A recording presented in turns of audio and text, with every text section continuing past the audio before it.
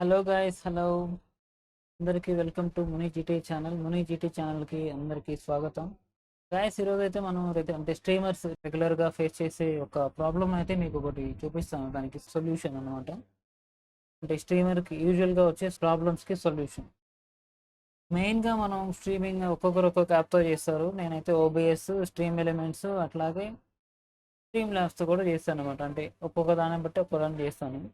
మనకి వాటిలో ప్రతి దానికి ఒకటి రిప్లై ఇచ్చే చాట్ బాట్ ఒకటి పెట్టుకుంటాం మనం.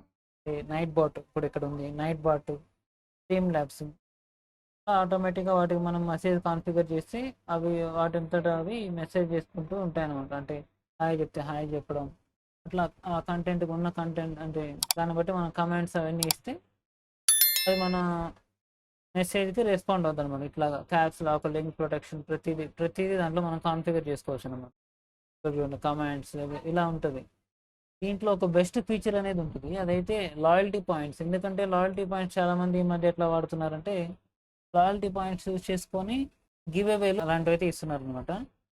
ఫర్ ఎగ్జాంపుల్ నా ఛానల్లో కూడా లాయల్టీ పాయింట్స్ ఈ మధ్య నేను స్టార్ట్ చేశాను. ఒక 4 months బ్యాక్ నుంచి లాయల్టీ పాయింట్స్ బేస్ ద్వారా పాయింట్స్ ఇవ్వడం కానీ, లేదా ఏదైనా కస్టమ్ సౌండ్స్ అట్లా ఈ లాయల్టీ పాయింట్స్ చేయడం కానీ ఉంటుంది అనమాట. మెయిన్ ప్రస్తుతానికి నాకు తెలిసినంత వరకు మనకి ప్రీ చాటింగ్ దాంట్లో లాయల్టీ పాయింట్స్ అవైలబుల్ ఉండేది. నైట్ బాట్లో కూడా లేవు, ఓన్లీ స్ట్రీమ్ ల్యాబ్స్ ఓబిఎస్లో మాత్రమే ఉందన్నమాట. ఇదే క్లౌడ్ బాట్, ఇది ఇస్తుంది మనకి లాయల్టీ పాయింట్స్. ఇక్కడ చూసారు ఎవరెవరు ఎంతసేపు చూసారు, ఎవరెవరికి ఎన్ని పాయింట్స్ ఉన్నాయి అనేది ఇక్కడ ఉంది కదా మనకి. అట్లా ఇది క్యాలిక్యులేట్ చేస్తూ ఉంటుంది అనమాట. వాళ్ళు చేసేవాళ్ళు చాట్లో యాక్టివ్గా ఉండాలి.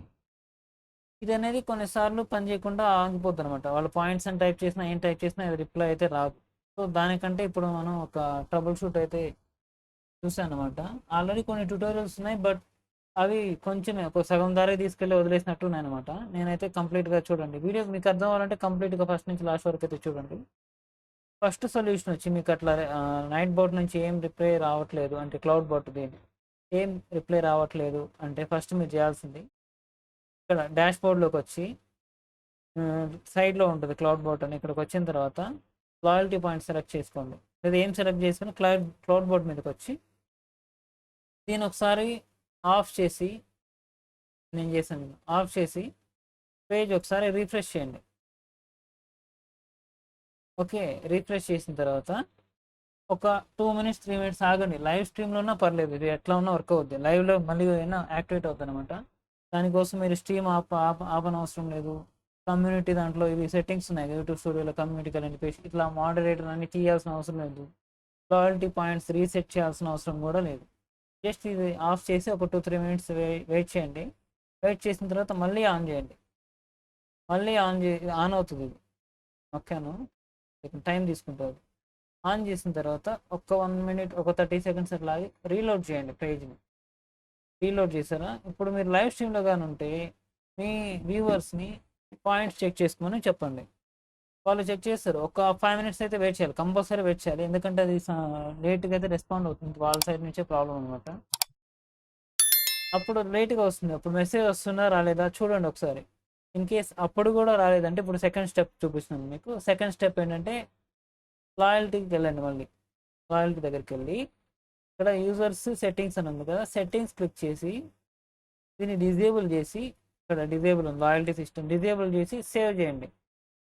సేవ్ చేసిన తర్వాత పేజ్ రీఫ్రెష్ చేయండి. రీఫ్రెష్ అయిందా, సేమ్ రీఫ్రెష్ చేసిన తర్వాత ఒక 2 minutes ఆగండి. ఆగిన తర్వాత మళ్ళీ ఎనేబుల్ లాయల్టీ పాయింట్స్ కొట్టి ఇక్కడ ఆటోమేటిక్ ఎనేబుల్ అవుద్ది. మళ్ళీ సేవ్ నొక్కండి, ఇక్కడ మీకు చూపిస్తుంది సేవ్ అయిందని. సెట్టింగ్స్ సేవ్ అయింది కదా. ఇప్పుడు మళ్ళీ ఇంకొకసారి రిఫ్రెష్ చేయండి. రిఫ్రెష్ చేసిన తర్వాత కొంచెం వెంటనే రాదు గాయస్, మీరు వెంటనే పాయింట్స్ అని కొడితే అదైతే రాదు. ఒక 2 minutes కానీ 5 minutes కానీ టైం తీసుకుంటుంది అది. లైవ్ స్ట్రీమ్లో కనుకుంటే, ఇన్ కేస్ మీరు లైవ్ లేదంటే ప్రైవేట్ మోడ్ పెడితే ప్రైవేట్ మోడ్ వర్క్ అవ్వదు, ఓన్లీ పబ్లిక్ మోడ్లోనే వర్క్ అవ్వదు. ఇది ఒకసారి గుర్తుపెట్టుకోవాలి. ఇంకోటి ఏంటంటే, మనం లోకల్గా ఎక్కువ యూజ్ చేసే బ్రౌజర్ ఒకటి గూగుల్ క్రోమ్ నేను యూజ్ చేస్తాను. యూజువల్గా మనం స్ట్రీమ్ ల్యాబ్స్ ఓబిఎస్లో నేను లాగిన్ చాట్ నొక్కితే డిఫాల్ట్గా దాంట్లోకి వెళ్తాయి అనమాట, అంటే మైక్రోసాఫ్ట్ ఎడ్జ్లోకి వెళ్తాయి. అప్పుడు ఎడ్జ్లో కూడా ఒకసారి ఇది లాగిన్ ఉందా లాగౌట్ ఉందో చూడండి. ఇన్ కేస్ లాగౌట్లో కానీ ఉంటే మీ అకౌంట్తో లాగిన్ చేయండి, ఏదైతే స్ట్రీమింగ్ చేస్తున్న ఛానల్ ఉందిగా దాంతో లాగిన్ చేయండి. ఇవైతే 3 steps.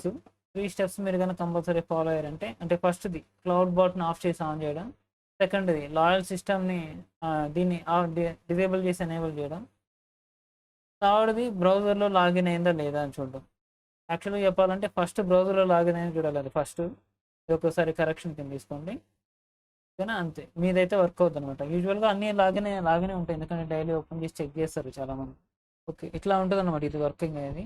సో ఈ వీడియో మీకు నచ్చినట్లయితే ప్లీజ్ కామెంట్ చేయండి, షేర్ చేయండి అట్లాగే మీ ఫ్రెండ్స్కి. ఇట్లాగా మనకు టెక్నాలజీకి సంబంధించి టిప్స్ అండ్ ట్రిక్స్ చాలా అయితే ఇంకా ముందు ఉన్నాయి. మీరు ఈ వీడియోని ఎట్లా ఆదరిస్తారో దాన్ని బట్టి ఫ్యూచర్లో ఎట్లా ఉంటాయి వీడియోస్ అంతా బాగుంటాయి అనమాట. Thank you guys, thank you so much.